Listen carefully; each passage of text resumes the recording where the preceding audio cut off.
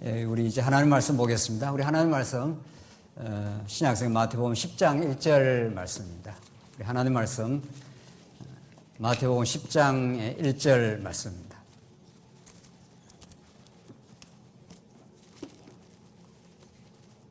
찾으신 줄 알고 봉독 드리겠습니다. 마태복음 10장의 1절 말씀입니다. 예수께서 그의 12 제자를 부르사 더러운 귀신을 쫓아내며 모든 병과 모든 약한 것을 고치는 권능을 주시니라. 12 사도의 이름은 이러하니 베드로라 하는 시몬을 비롯하여 그의 형제 안드레와 세베대의 아들 야고보와 그의 형제 요한, 빌립과 바돌로메, 도마와 세리 마테, 알페오의 아들 야고보와 다데오, 가나나인 시몬과 가룟 유다 곧 예수를 판자라. 4절까지 우선 봉독드렸습니다. 우리는 지금 마태복음 말씀을 통해서 구약의 하나님 나라에 관한 언약을 실체적으로 영적으로 성취하시는 그리스도 사건에 대해서 우리가 확인하면서 하나님은 언약에 언제나 신실하시고 또 언약을 하신 분이 살아계시기 때문에 그 언약을 이 땅에 실현하시면서 온 우주의 역사를 통치하시고 우주 가운데 우주의 그 센터가 되는 우주의 모든 일들에 의미 부여를 하는 교회의 머리 되신다 하는 그런 내용을 우리가 확인해 가고 있습니다. 마태복음 특별히 신약의 처음 서두에 나타나 있는 말씀이어서 마태복음에 대한 올바른 이해는 너무도 중요한 거죠. 우리가 지금 살펴가는 마태복음 큰 흐름은 1장에서 4장에서 구약의 하나님 나라 언약대로 예수가 오셨다. 그래서 천국 복음을 예수님이 이제 전파한 거죠. 그 예수님이 오신 분이 이제 하나님 나라의 성취자로 오신 그분이 하나님 나라는 이런 방식으로 내가 이루어 가겠다 하는 것이 산상수훈 5장부터 7장의 말씀인 거죠. 내가 율법을 폐하러 온 것이 아니라 율법을 성취하러 왔다. 완전케 하러 왔다. 플레로오 하는 게 성취라는 뜻이니까. 그러니까 율법이라는 것이 하나님 나라를 이루어가는 통치 방법인 거죠. 통치법인 거죠. 늘 우리가 강조하는 대로 헌법이라는 것이 우리나라를 이렇게 이런 이념에 의해서 통치하겠다 하는 것을 산상수훈에서 율법의 성취자로 오신 그분이 이렇게 이루겠다 이런 것들을 보여주신 거죠. 그러니까 우리한테 직접적으로 산상수훈이 윤리적인 말씀이 아니라는 것을 확인한 거죠. 매우 중요합니다. 그런 다음 8장에서 이제 9장 우리 지난 시간까지가 표적을 통해서 예수님 말씀으로만 당신이 하나님 나라의 성취자, 하나님 나라의 주체자라는 걸 보여줄 뿐 아니라 실제로 죽은 자를 살리기도 하고 바람과 바다를 잠잠케도 하시고 중풍병자에 걸린 자를 죄 없다고 선언해 주기도 하는, 이건 하나님만이 하시는 일이죠. 하나님의 아들 그리스도는 곧 신격을 가지고 있습니다. 그가 곧 하나님이 육신이 되어 찾아오셨기 때문에 그가 바로 하나님의 권능을 실현을 하시는 분인 거죠. 그런 예수를 우리가 증거하고 오늘 10장 내용은 이제 그렇게 하나님 나라를 말씀으로도 선포하시고 이제 표적적 사건을 통해서 그의 권능을 그의 삼중직이라고 그럽니다. 선지직, 왕직, 또 죄를 다 사해주는 제사직, 이걸 다 표적적 방식으로 이제 보여주시고 오늘은 12 제자, 하나님 나라 백성, 12를 하는 건 우리 민수기에서 확인했지 않습니까? 구약의 12지파, 이게 하나의 상징수입니다. 예수님이 12명의 그 제자들의 이름이 나오지 않습니까? 그들만 사랑하시는 건 아닌 거죠. 그들은 예수님 당대의 12명의 대표적인 상징적인 존재로 예수님이 불렀지, 오고 오는 모든 하나님의 백성, 또 하나님의 아들들의 수를 상징하는 거죠. 그러니까 12지파하고 이제 신약에도 12사도 그렇게 나오는 거죠. 그래서 12를 불러서 예수님 당대의 하나님 나라를 내가 부르고 내가 세워간다 하는 것을 오늘 10장 내용에서 확인하겠습니다. 이게 이제 사도라는 건데, 사도라는 그 말이 이제 아포스텔로라는 건 이제 예수님이 직접 불러서 예수님이 보내는 걸 사도랍니다. 사도라고 이제 하는 거죠. 사도 바울이 사도가 아니냐, 사도이냐 아니냐 갖고 많이 말이 많았지만 예수님이 다메섹 도상에서 직접 만나 주시고 불러서 사명을 주신 자를 사도라 하는 거죠. 12제자라 해도 되고 12사도라 해서 그들을 불러서 어떻게 하나님 나라를 실현해 가는가, 어떤 과정적인 과정을 거치면서 실현해 나가는가 하는 것을 10장 내용 전체를 통해서 나타나 있습니다. 이걸 보시면은 12제자로 상징되는 하나님 나라 백성, 하나님 나라의 아들들의 수인데 그 수에 여러분과 제가 다 포함이 되어 있는 거죠. 그러니까 구약에도 이제 흉패의 12지파의 보석을 안고 대제사장이 하나님께 나가지 않습니까? 그 12지파라는 그 상징수가 모든 하나님의 택한 백성들이 보석이 되어 하나님께 나가는 겁니다. 보배라 그러지 않습니까? 자, 오늘 그런 내용을 확인하겠습니다. 10장 1절로 우선 4절까지가 12제자를 부르시고 이제 권능을 주시는 장면입니다. 한번 보십시오. 10장 1절. 예수께서 그의 12제자를 부르사, 12제자입니다. 12로 상징되는 하나님 나라 백성을 부르사 이렇게 되어 있습니다. 너무도 중요합니다. 12를 하나님이 불러야 거기에 포함이 되는 거죠. 하나님께서 아브라함에게 나타나서 아브라함을 불러내지 않습니까? 어디서? 메소포타미아라고 하는 그 흑암의 권세 속에 우상천지인 그 세계에서 불러내어서 히브리 민족이라는 건 강 건너 이런 뜻입니다. 그래서 건너내어서 이제 예루살렘 가나안 땅으로 하나님께서 건져내서 불러낸 거죠. 그런 것처럼 12제자를 콜링을 하는 겁니다. 불러내는 거죠. 제자로. 이거는 100% 하나님의 주권이죠. 전적인 하나님의 주권이죠. 그 앞에서도 이미 예수님께서 갈릴리 바다를 다니면서 베드로를 불러내지 않습니까? 베드로야 하면서 너가 나를 따라오너라 이렇게 하지 않습니까? 그러니까 베드로가 즉시 그 모든 걸 내어놓고 예수님을 따라갔더라 이렇게 되어 있습니다. 이게 하나님의 부르심의 그 모습입니다. 따라오느라 뭐 예수님이 베드로한테 부를 때 상의하지 않았습니다. 상의라는 건 우리 인간 세상 속에서 참 의미 있는 그 과정이지만 하나님과 이 피조물 간에 예수님과 그의 제자 간의 그 관계는 절대적 관계, 절대적 명령의 성취 관계이기 때문에 상의하지 않습니다. 상의하지 않습니다. 상의하지 않으니까 뭐 폭력적이고 너무 권위적이고 이런 말이 아니지 않습니까? 하나님이 이 만물과 우주와 생명의 주관자십니다. 예수님이 그 대권을 가지고 이 땅에 출현하신 분인 거죠. 그러니까 예수님께서 12를 이렇게 딱 찍어서 부릅니다. 그들만 예수님께 나올 수 있는 거죠. 하나님 나라 백성 12로 상징되는. 그래서 부르심이라는 게 그렇게 중요합니다. 나를 따라오너라 이렇게 명령하면 베드로가 검토해 보겠습니다. 생각해 보겠습니다. 이런 게 없다는 거예요. 그 즉시 버려두고 따라가게 되어 있습니다. 그게 이제 성경에 나오는 그 표현 아닙니까? 우리가 일반적으로 생각하면 베드로도 처자식이 딸려 있고 지금 먹고 사는 문제도 걸려 있으면 내가 좀 검토해야 되겠습니다. 이렇게 할 거 아니에요. 성경은 그런 표현이 없습니다.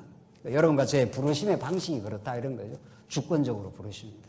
하나님 불러내시면 그의 위대한 하나님의 통치의 권세 속으로 빨려 들어가고 우리가 그 하나님 나라 백성이 되고 그분을 알게 되는 그런 하나님 나라인 교회의 지체가 되는 거죠.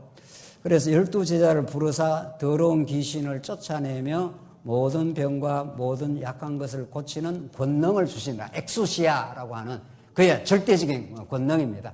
이거는 예수님이 이미 앞에서 죽은 자를 적석에서 살려내고 바람과 바다를 적석에서 잠잠케 하는 그런 권능을 이렇게 데몬스트레이션 했지 않습니까? 권능을 이렇게 보여주신 겁니다. 근데 그 권능을 그대로 12제자에게 이제 주신 겁니다. 왜? 이제 그게 사도권이라고 그러지 않습니까? 예수님이 행하신 그 일을 그대로 한번 실현을 하는 겁니다. 그렇게 해서 예수님이 직접 불러서 예수님이 권능까지 줘서 예수님의 하나님 나라 권세를, 하나님 나라가 이 땅에 찾아오셨다는 것을, 귀신들을 물리치고 죽은 자를 살리고 생명을 부여하시는 분이라는 걸 제자들을 통해서 한 번 더 보여주는 거죠.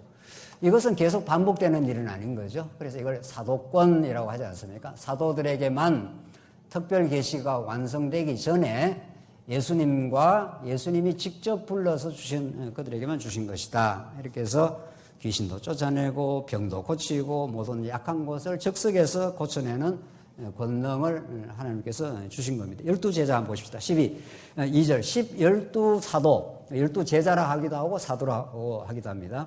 12사도의 이름은 이러하니 베드로라 하는 시몬을 비롯하여 그의 형제 안드레와 세베대의 아들 야고보와 그의 형제 요한 빌립과 바돌로메 도마와 세리마테 알페의 아들 야고보와 다데오 가나나인 시몬과 가룟 유다 곧 예수를 판 자라.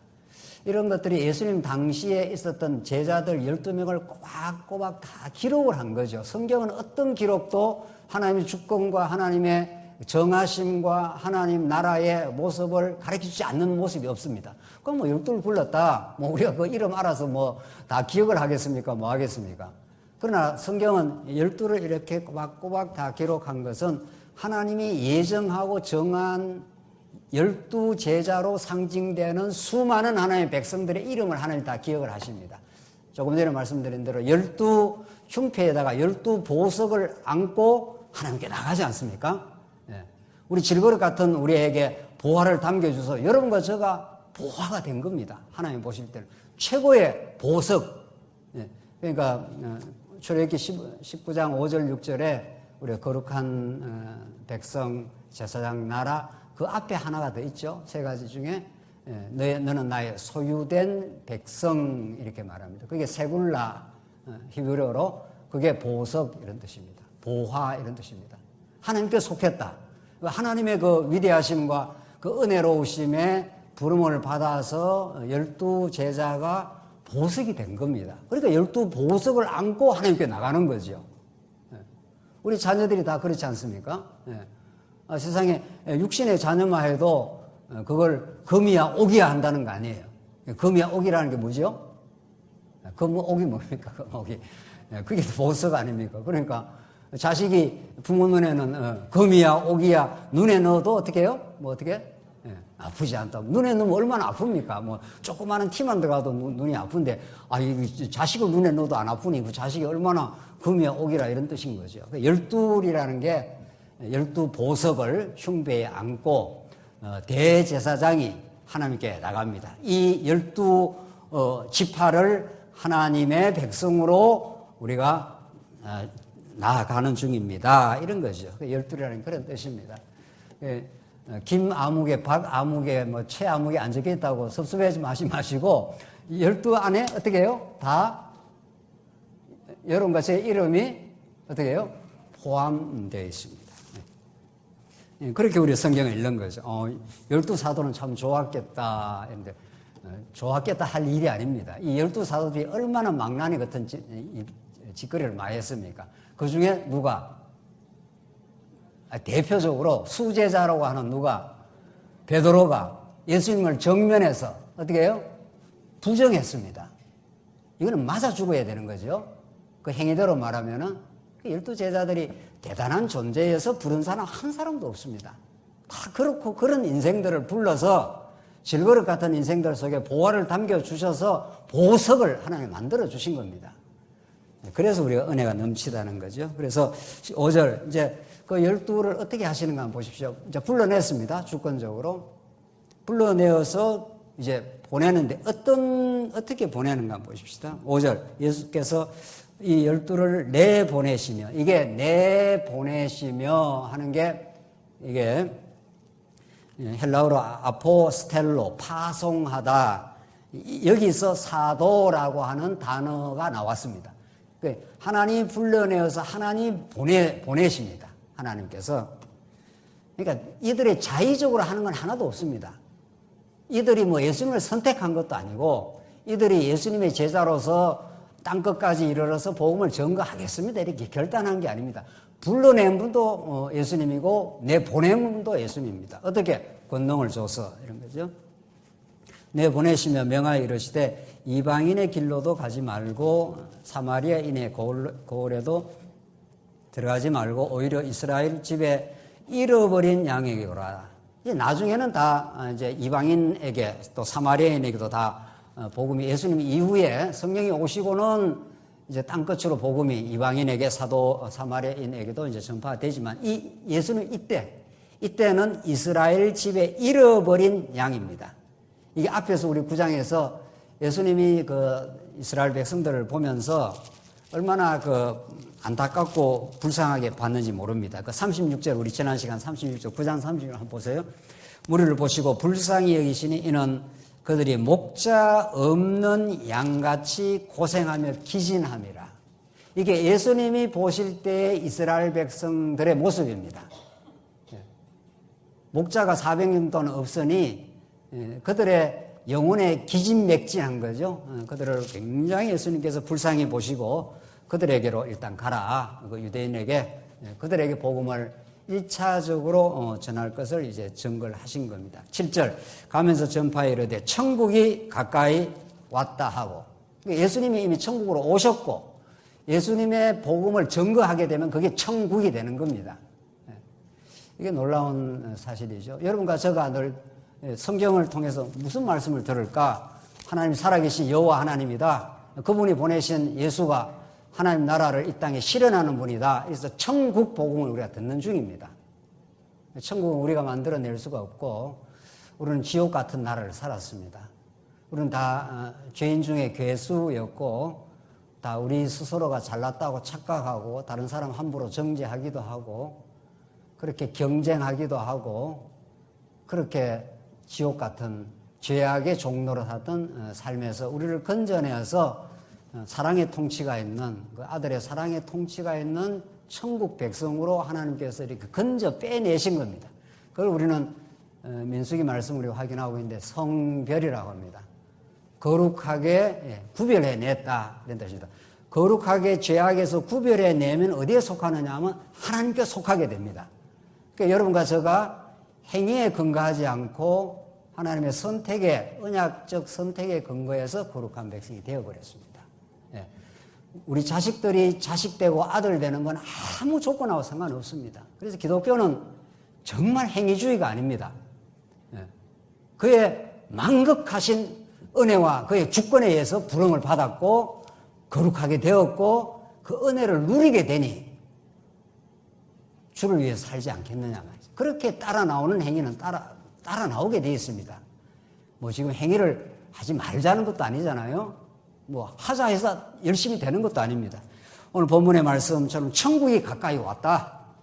천국으로 지금 압도적으로 지금 예수님이 찾아오신 겁니다. 우리가 붙던 것도 아니고 우리가 찾은 것도 아닙니다. 그분이 찾아와서 십자가에 죽는 방식으로 천국을 이렇게 보여주신 겁니다. 내가 너를 죽어 사랑한다는 그 사랑의 통치가 천국입니다. 그게 우리에게 이루어질 때라야 그 사랑의 그 감동이 우리의 인격과 우리의 마음과 우리의 시각을 온전히 지배할 때 천국이 이루어졌다고 느끼는 겁니다. 뭘 안 해도 상관없습니다. 여러분과 제가 하나님 앞에 애달프게 뭐를 해서 하나님께 나아가는 게 아닙니다. 하나님 우리를 이게 나오는 대로 목자 없는 양처럼 우리가 유리방황했던 사람들입니다. 자기 욕망 따라서 자기 뜻 따라서 이렇게 살아가던 우리를 부르시고 천국 복음을 가르쳐 준 거죠. 8절 병든 자를 고치며 죽은 자를 살리며 나병 환자를 깨끗하게 하며 귀신을 쫓아내야 돼. 너희가 거저 받았으니 거저 주라. 이게 예수님이 하신 일을 그대로 반복하는 거죠. 병든 자를 고치고 죽은 자를 살리고 나병 환자를 깨끗하게 하고 우리 문둥병, 이 나병에 대해서 여러 차례 앞에서도 예수님이 고쳐줬지 않습니까? 그러니까 여러분과 제가 나병 환자였다는 겁니다. 영적으로. 나병 환자는 절망입니다. 정상적인 고을에 나갈 수가 없는 존재죠. 나병 환자는. 그래서 진영 밖으로 쫓아보내라 했지 않습니까? 제사장한테 진단을 받고 나병이라고 문둥병자라고 진단을 받으면 그 진영 내에 거할 수가 없습니다. 그래서 쫓아보내버리고 낫고 나서 들어올 수가 있죠. 이게 나병 환자, 오늘 본문에 나오는 대로 죽은 자 이런 뜻입니다. 그러니까 예수님이 보시는 시각과 세상이 우리를 보는 시각, 자기가 자기를 보는 시각하고 너무 다릅니다. 그러니까 성경에서는 복음서는 계속 그 말을 하고 있는 중이죠. 예수님이 누구를 고쳐줬느냐? 나병 환자를 고쳐줬다는 거예요. 나병 환자가 뭐냐? 그냥 문드러져서 썩어 죽는 겁니다. 나을 수가 없습니다. 그래서 복음서는 정말 너무 리얼합니다. 성경은 우리에게 가르쳐주는 하나님의 위대한 복음, 그의 주권과 언약적 사랑은 어떤 존재에게 나타나느냐? 나병 환자에게 나타납니다. 근데 우리가 뭐 괜찮은 사람이다. 내가 뭐 그렇게 특별한 문제가, 내가 얼마나 그래도 똑바로 살려고 애를 썼고 다른 사람 도와주기도 하고 괜찮은 내가 직장에서 다 내 밥 먹고 내가 산다는 거 아니에요. 세상 사람들은. 누가 그렇게 이야기합니다. 아, 내 밥 먹고 내가 사는데 네가 내한테 왜 말이 많아? 그 세상에서 말이 되는 겁니다. 누가 밥 먹여줬어? 네가 내한테 왜 그래? 이런 거죠. 그게 세상의 인간의 자존심이에요. 오늘 성경은 그런 걸 말하지 않습니다. 나병 환자라는 거예요. 누군가가 와서 은혜의 손길을 터치해 주지 않으면 아무런 소망 없는 그런 존재입니다. 그런 존재라는 걸 성경은 언제나 가르치고 구약식으로 말하면 400년 종살이 했다 이런 뜻입니다. 그 400년 종살이해서 그냥 내버려 둬버리면은 실제로 하나님 내버려 두십니다. 광야에서 좌충우돌하고 자기 욕망대로 실현하고 안 된다고 원망하고 모세를 반역하고, 모세는 하나님의 권위를 가지고 있는 하나님의 대행자인데 말이죠. 그게 이스라엘 백성입니다. 이스라엘 백성이 한 일이 그거밖에 없습니다. 그런데도 하나님께서 거룩한 백성이라고 칭해주고 성막에 와서 용서해주고 언약 백성이라고 하나님 불러주시고, 오늘 12제자 아무 개념 없는, 우리 어떤 사람은 개념 없는 사람이라고 그러지 않아요? 아무 생각도 없고 자기가 살아가는 어떤 목적도 없고 개념도 없는 12제자를 베드로를 그냥 부르십니다. 베드로야, 나를 따라오너라. 이렇게 그 놀라운 보석 같은 12제자의 반열에다가 여러분과 저를 12이라고 하는 하나님 나라의 상징수에다가 집어넣은 거죠. 그러니까 우리는 자랑할 게 하나도 없습니다. 그리스도만 내가 자랑하겠다는 사도 바울의 고백이 그렇게 나오는 겁니다.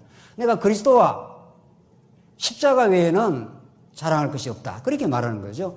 그래서 이렇게 고치시고 너희가 거저 받았으니 거저 주라. 너희가 노력해서 받은 건 아니잖아. 거저 받았잖아. 은혜로 받았잖아. 이 말이죠. 그러니까 우리는 살아가는 건 거저 받았는 걸 그저 하나님의 은혜를 나눌 뿐입니다. 내가 했다고 할 게 하나도 없습니다. 9절, 너희 전대에 금이나 은이나 동을 가지지 말고 여행을 위하여 배낭이나 두벌 옷이나 신이나 지팡이를 가지지 말라. 이는 일꾼이 자기의 먹을 것 받는 것이 마땅함이라. 이게 하나의 그 표현이지요. 하나님이 다 책임진다 이런 뜻입니다. 하나님께서. 이거는 꼭 오늘날 뭐 목사만 말하는 거예요. 주로 이제 목사한테 이런 걸 적용하는 수가 많지 않아요. 목사가 세상 직장 안 해도 뭐 하나님께서 책임집니다. 하나님께서. 목사만 책임지는 건 아니죠. 우리 모두가 전도자지요. 우리 모두가 복음을 깨달으면 누구나 전도자인데, 금이나 은이나 동이나 이런 세상의 가치로운, 세상에서 살 수 있는 이런 것들 안 챙겨도 하나님이 먹여주시고 입혀주시고 다 책임져 주시고 하나님이 인도해 가신다. 모든 하나님 택한 백성은. 그런 거죠. 11절, 어떤 성이나 마을로 들어가든지 그 중에 합당한 자를 찾아내 너희가 떠나기까지 거기서 머물라. 또 그 집에 들어가면서 평안하기를 빌라. 그 집이 이에 합당하면 너희 빈 평안이 거기 임할 것이요, 만일 합당하지 아니하면 평안이 너희에게로 돌아올 것이라. 그러니까 하나님 나라 평안을 그 집에 들어가면 구해라. 그런데 14절 보십시오. 누구든지 너희를 영접하지도 아니하고 너희 말을 듣지도 아니하거든 그 집이나 성에서 나가 너희 발의 먼지를 떨어버리라. 먼지를 털어버리라. 이게 심판의 표징입니다. 하나님의 심판이 이 집에 임하게 된다. 하나님 나라 복음, 진리를 증거 우리는 해줄 뿐이고 그 진리를 받거나 안 받거나는 인간의 소관사항이 아닙니다. 하나님께서 진리를 깨닫게 하면은 진리를 받게 되고, 하나님 택한 백성이 아니면 진리에 대해서 거부하게 되겠죠. 그러면 먼지의 발을 털어버리라. 그래서 복음은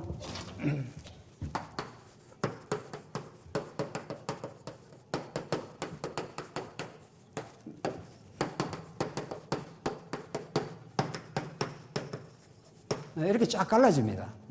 복음은 성도님들 이 복음을 꼭 믿어 주십시오. 뭐 이렇게 하는 게 아닙니다. 믿어달라고 해서 믿어주는 거다. 복음은 이런 것입니다. 하나님 이렇게 살아계시고 언약대로 이렇게 당신이 하나님 나라를 이루어 가십니다.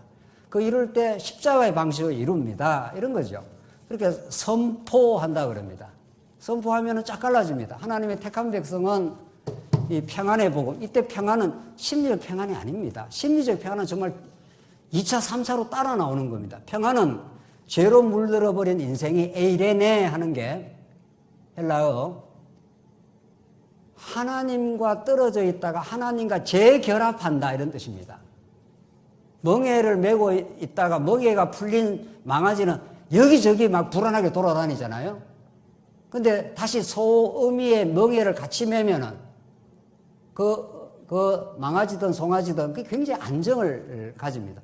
여러분들 기차를 타고 가는 게 안정감을 느낍니까? 고속버스를 타고 가는 게 안정감을 느낍니까? 어떤 거죠? 기차지요, 기차. 기차는 딱 종속이 되어 있기 때문에. 기차는 그 레일에 이미 딱 정해져 있기 때문에 그대로 갑니다. 근데 버스는 왔다 갔다 할 수도 있고 운전사가 이렇게 저렇게 좀 할 수가 있죠. 사실은 우리가 세상 사람들이 자유를 너무도 희구하지만은, 바라지만은 그 내면의 속성에는 어디에 꼭 붙들리고 싶습니다. 사실은. 어디에 꼭 붙들릴 때 인간은 마음에 굉장한 그 안정감을 가지게 됩니다. 성경은 평안이라는 게 내 마음대로 고삐 풀린 망아지가 마음대로 뛰놀다가 주인에게 딱 붙들려가지고 잘 그 고삐에 어미에 멍에를 맨다든가 어디에 고삐에 딱 묶인다든가 해서 그때가 평안합니다. 오늘 주일날 안 나오고 자유롭게 다닐 수 있죠. 우리는 그런 자유가 있습니다. 이게 주일이 무슨 뭐 주일 성수 개념이 아니잖아요. 그래서 오늘 예컨대 오늘 우리가 약속한 주일날 이 시간에 자유롭게 다닐 수 있습니다. 여러분은 바보라서 이게 묶여서 이 시간에 와 있습니까? 그러니까 하나님의 말씀에 묶이고 하나님의 주권에 의지하고 그 주권의 통치를 받는 종이 가장 자유롭습니다. 그래서 만약 이 시간 이제 우리가 사고 실험을 해보십시다. 오늘 이제 여기 예배당 이 시간은 안 나오고 예배 별 의미 없다. 내 마음대로 살겠다. 그렇게 하면 굉장히 자유롭겠습니까? 그때부터 불안합니다. 한번 해보죠. 자, 오늘 이 시간에 오늘 내가 마음대로 나는 살아버릴 거야. 그러면 2시에 어디로 갈까? 그때부터 고민입니다. 뭘 할까? 그것도 고민입니다. 누구를 만날까? 그것도 방황입니다. 근데 우리는 하나님의 말씀과 하나님의 뜻과 그 시간에 우리가 사랑하는 성도들과 이 시간을 하나님 말씀을 듣고 하나님을 찬양하고 하나님에게 우리는 사로잡히겠다. 하나님 뜻대로 살겠다. 이러면 그것처럼 자유로운 게 없습니다. 그래서 우리는 자유라는 걸 내 마음대로 한다고 하는데 한 마음대로 하면 우리가 실험을 해보자고요. 어디로 갑니까 지금? 하나님 백성이 어디 갈 데가 없습니다. 골프 치고 어디 재밌는 데 가고 그래 가면은 내 마음이 자유롭게 하면 굉장히 행복할 것 같은데 그때부터 마음에 귀착지를 잃어버립니다. 어디로 가는 것도 무엇을 하는 것도 그렇게 됩니다. 오늘 이 평안은 내 마음대로 하겠다 이런 뜻이 아닙니다. 내가 내 마음대로 살았던 내가 하나님의 주권과 그 은혜에 종속되는 상황을 평안, 안식이라고 합니다. 하나님 뜻대로 하십시오. 하나님 뜻 안에 사니 내가 내 주권이 없다고 믿으니 평안합니다. 이런 뜻입니다. 그래서 심리적 평안이 찾아오는 거지 뭐 내 어떤 뭐 유익한 평안을 마음대로 한다 이런 뜻이 아닙니다. 이게 에이덴에 그분에게 매여 있고 그분에게로 다시 돌아왔다. 그분의 뜻을 우리는 추구한다. 이런 하나님 나라 평안을 전달해 주면 어떤 사람은 안 받아들인다는 거죠. 15절 내가 진실로 너에게 이르노니 심판날에 소돔과 고모라 땅이 그 성보다 견디기 쉬우니라. 그래서 그걸 안 받아들이게 하면 소돔 고모라가 죄악의 도성 아닙니까? 하나님이 없다 그러고 하나님 주권을 인정하지 않고 내 능력으로 내 힘으로 살았어. 이런 그게 지옥이 된다는 겁니다. 그게 심판이 된다는 겁니다. 그래서 복음을 가는 데마다 하나님의 통치이신 예수가 찾아왔다. 그분에게 항복하고 우리가 그분에게 모든 주권과 은혜의 손길이 있음을 인정하고 살아가는 것 그걸 하나님 나라 평안을 증거해 주라. 가는 곳곳마다 그걸 증거해 주면은 하나님의 택한 백성 그걸 받아들이게 돼서 내가 내 주인됨을 포기하고 그분에게 항복하게 되는 하나님 나라의 역사가 일어난다. 이런 거죠. 16절로 마지막 대목 한 대목만 더 하면은 이런 하나님 나라 복음 전파를 어떤 상황으로 예수님이 또 궁극적으로 하나님이 인도하시느냐 하면은 말할 수 없는 고난과 죽음의 현장, 핍박의 현장으로 제자들을 보낸다 이런 뜻입니다. 실제 12제자들은 거의 순교했습니다. 거의 다 죽었습니다. 그게 생명의 역사를 만들어내는 일인데 이게 사뭇 심각한 거죠. 하나님이 권능을 주셨는데 죽은 자를 살리고 더러운 귀신을 쫓아내고 이런 어마어마한 예수님만 가질 수 있는 권능을 주셨는데 어떤 상황 속으로 인도하는 거 그걸 한번 보십시다. 이게 하나님 나라가 이 땅의 교회가 이루어지는 방식입니다. 그 원리적으로 이 복음서는 너무 잘 보여줍니다. 16절 보라 내가 너희를 보냄이 양을 이리 가운데로 보냄과 같도다. 이렇게 되어 있습니다. 이게 예수님이 그 사랑하는 12제자를 보내는 상황입니다. 양을 이리니까 이리는 양을 보면 어떻게 되는 거죠? 이 세상이 정말 이리와 이리가 싸우는 삶의 현장인데 이리는 양을 보면 어떻게 하는 겁니까? 뜯어 먹겠지요. 물어 죽이겠죠. 이거 뭐 너무도 양은 아무런 자기 방어 능력이 없는 존재로 갑니다. 건시안이라서 눈도 그렇게 밝지 않다고 해요. 목자가 이끄는 대로 갑니다. 양은. 그러니까 자기 방어 능력이 없는 게 양인데 가장 살벌하고 가장 이 맹독적인 이리떼 속으로 집어넣는다는 겁니다. 너무 우리가 이해하기가 어렵죠. 그러면 하나님께서 그 권능을 줬으면 이리를 일구의 권능으로 물리치게 하든가 해야 되는데 그렇게 되질 않습니다.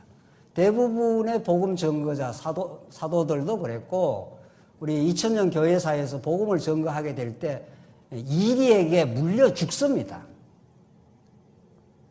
제대로 복음을 전하게 되면은. 본문이 그렇게 말하고 있는 거죠.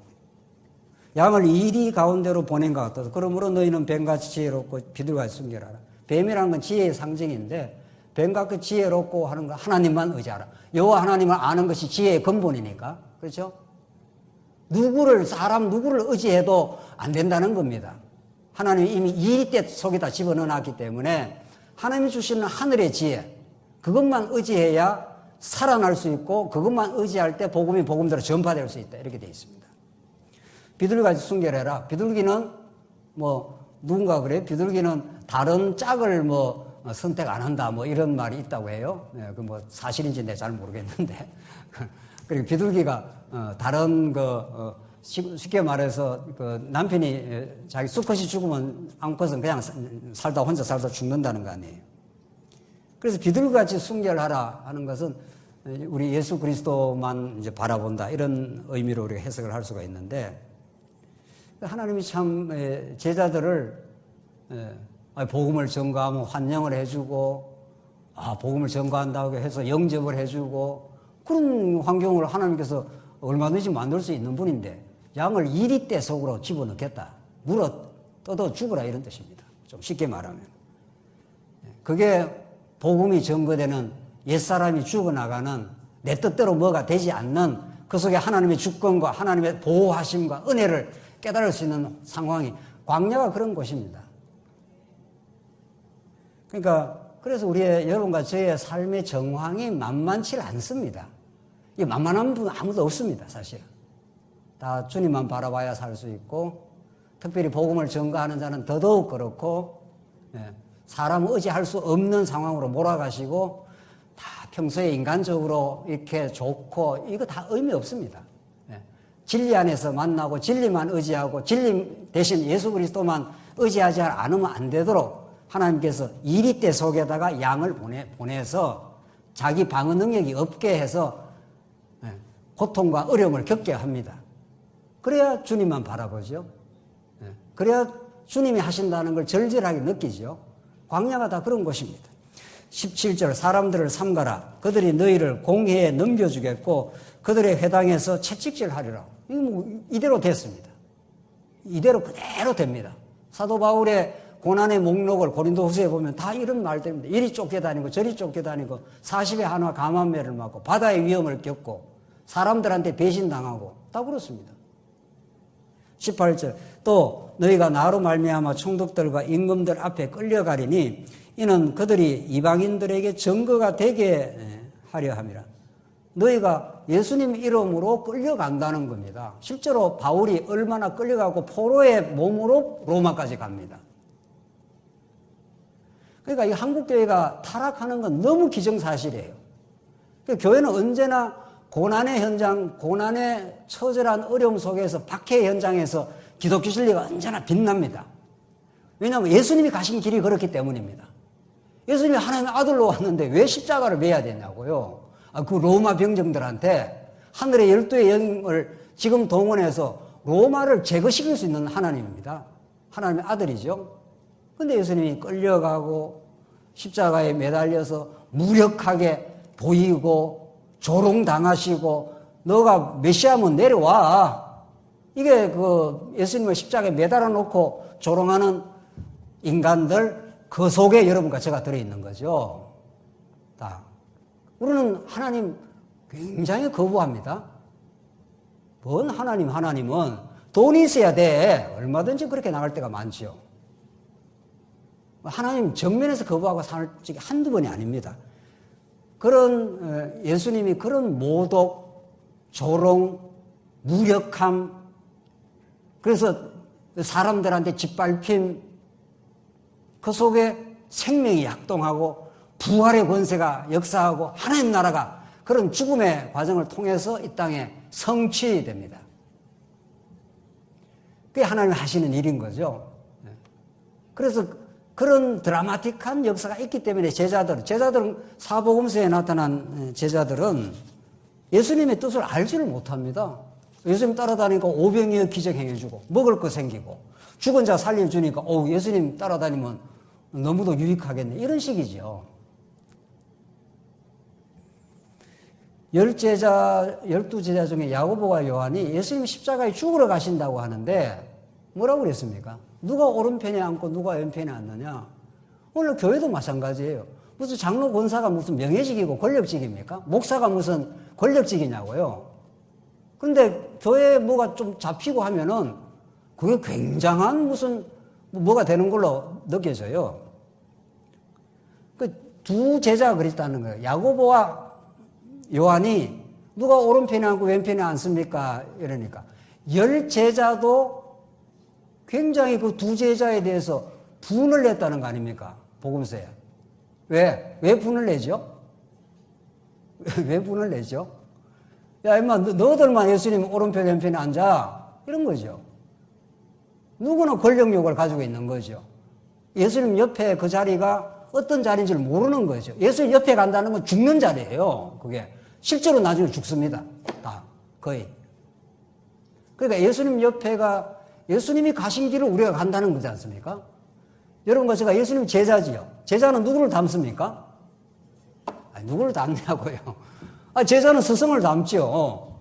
스승이 가신 길이 뭐냐고요. 십자가의 길. 그 길을 만약에 가는 게 정해져 있다 하면 장로 권사 잘 안 할걸요, 아마. 죽으러 간다. 실제로 죽는 길입니다. 실제로 2000년 교회사가 그걸 증명을 하고 있습니다.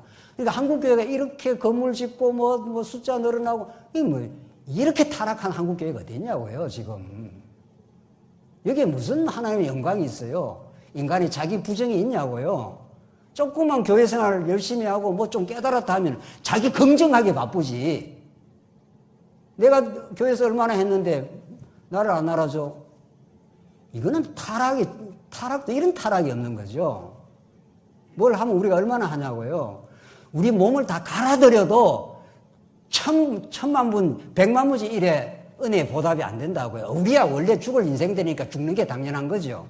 예수님은 그런 분이 아니십니다. 하나님의 아들이시고 그가 하나님이셔. 영원하신 분이에요.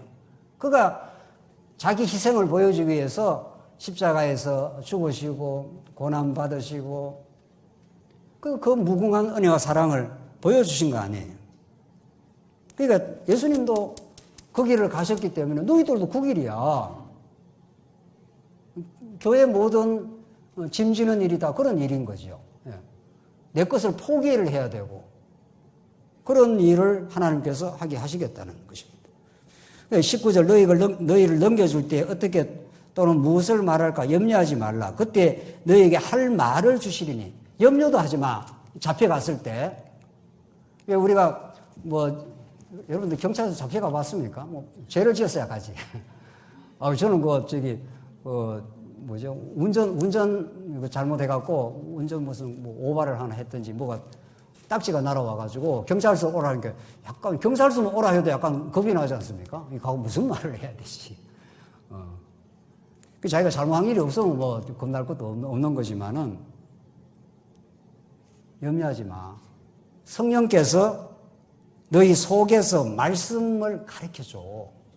네가 진리를 때문에 고난을 받았으면 두려워할 거 없어. 네가 잘못해서 고난받았으면 네가 그걸 겪어야 되지만은 진리를 전가하다가 고난받았으면 하나님께서 진리 때문에 고난을 받았다면은 그 마음속에 무엇을 답할까를 성령께서 다 가르쳐 주신다는 거죠. 그래서 20절 나옵니다. 말하는 이가 너희가 아니라 했지 않습니까?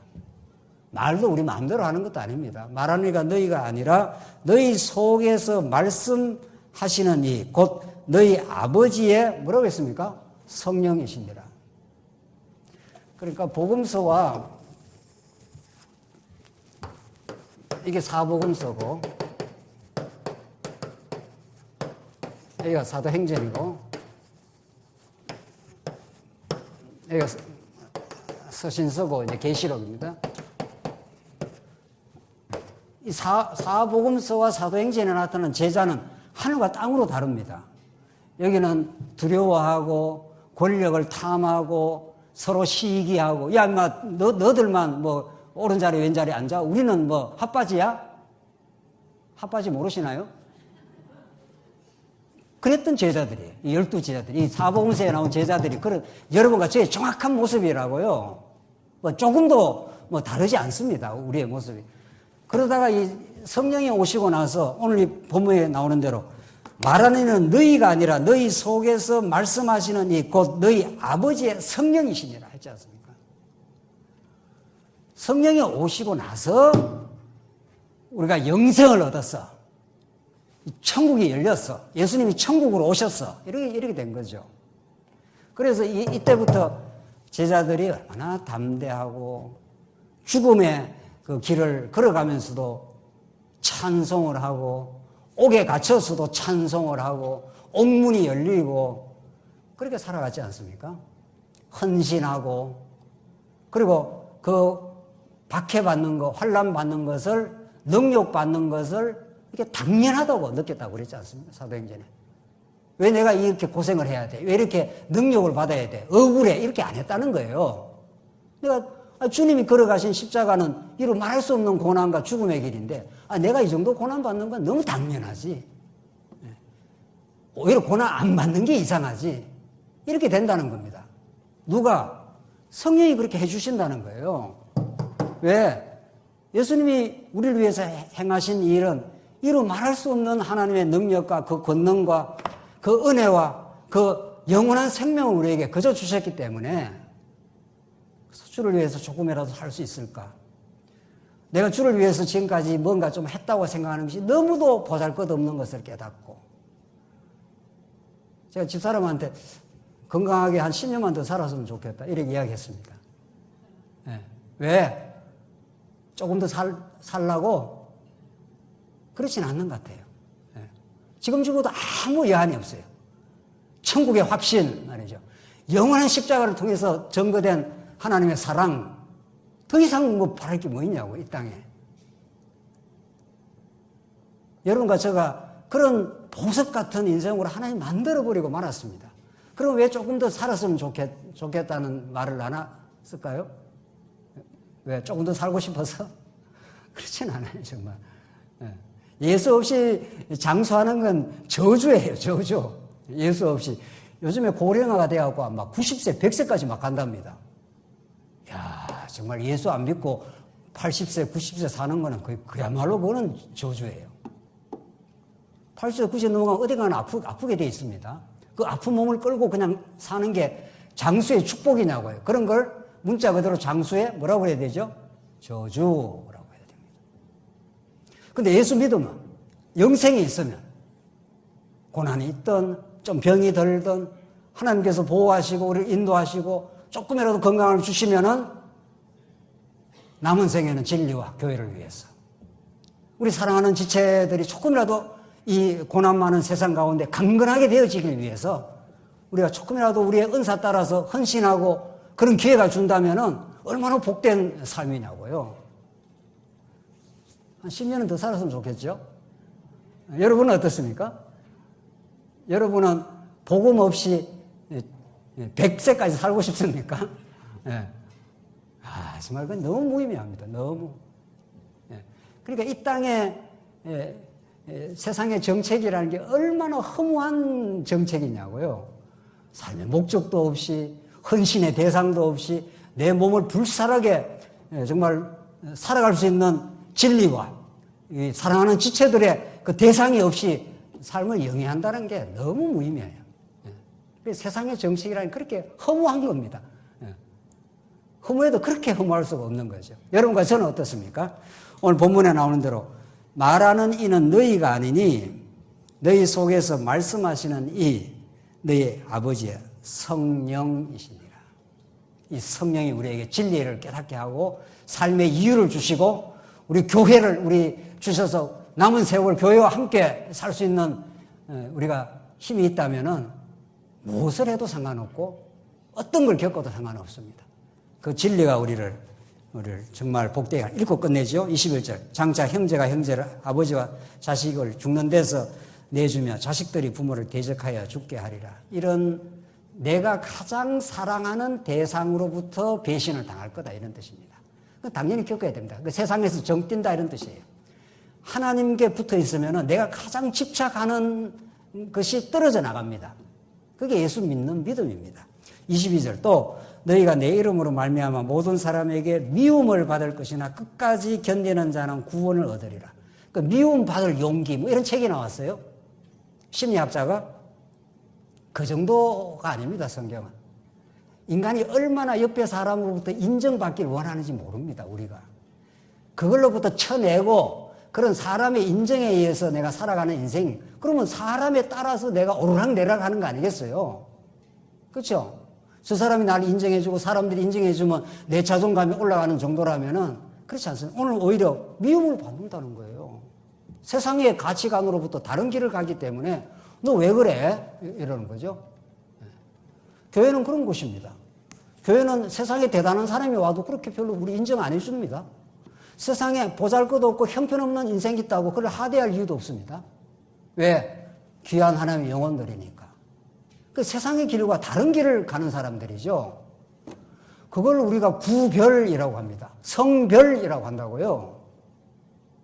그래서 오히려 세상으로부터 이상한 취급을 받는 거예요. 너희들은 왜 세상에서 대단한 사람이 여기서는 왜 뭐 그렇게 뭐 별로 인정이 안 돼?